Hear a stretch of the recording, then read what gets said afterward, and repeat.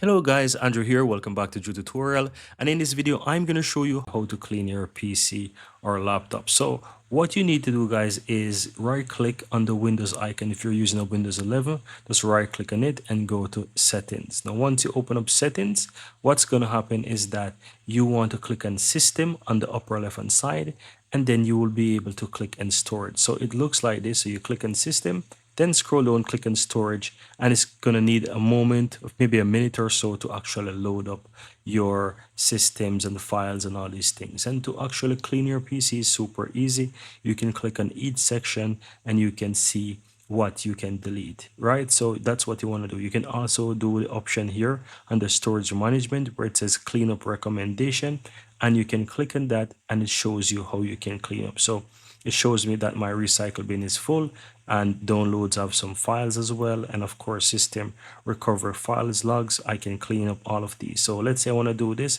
I can click on it and I can easily clean up, right? So simple click clean up, continue, and it's going to clean up, for example, my recycle bin and free up over 4.3 gigs right there. So keep that in mind. So you want to go through each section guys under this section under storage here, and you can clean up what you don't want to have on your PC anymore. And I just want to keep this video short and simple and sweet for you guys, that if you're looking to clean up your PC, start with that by checking these areas under your storage and just go through each, and then you'll be able to quickly clean up.